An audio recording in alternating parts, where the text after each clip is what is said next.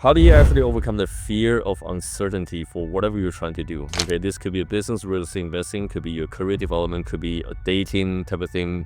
There's so many different things that happen in life that I think a lot of times, like human being and myself included, are always seeking for that kind of a certainty. And this is like before even putting any work, we're seeking for that kind of certainty in order for us to start taking a bit of action because life is all about choices and we just don't want to be making the wrong choices.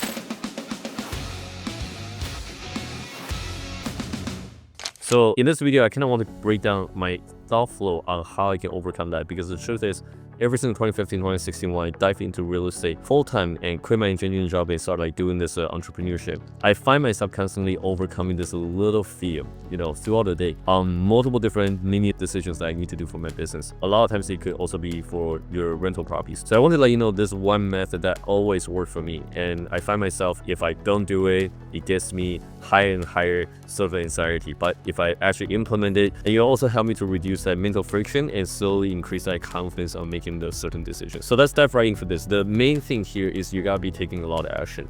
Action typically means you're collecting data. So let me give you an example. When I initially first started looking for different type of properties, guess what? The only thing that I was doing is I'm just gonna start talking to as many people as possible, real estate agents, property managers. I started going to different networking events, right? It's a free one, but honestly, just being able to go out there and connect with other people, it overcomes the fear of, I'm not 100% sure about this industry.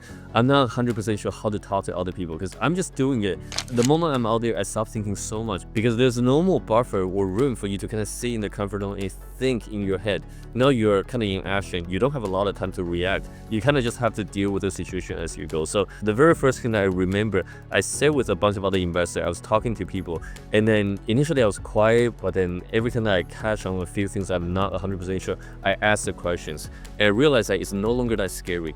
It's the action that allow me to really connect with people and get a feel of the situation, which allows me to slowly increase my confidence and comfort level to be in that kind of situation. And guess what? One meetup opportunity led to another one, And all of a sudden, within that 1 month, I've been to more than 4 meetup groups. And this is how you slowly get to that data collection mode. And this is how you slowly get into that momentum, right? Taking a lot of action, having a lot of conversation, and then collect data so that you can see what your next step is. Now, let's talk about finding a property. So a lot of people, most people, there's a term called analysis paralysis. And why is that? It's because people are trying to do a lot of research and they use that due diligence process to prevent them from moving forward and taking the actual action. This is why we end up seeing a lot of newer investors, wannabe investors, after doing 8 months, 10 months, even 2 years of due diligence, they still haven't actually pulled a trigger. And this is very concerning because guess what? The longer you wait, the longer you allow that fear to prevent you from taking that action,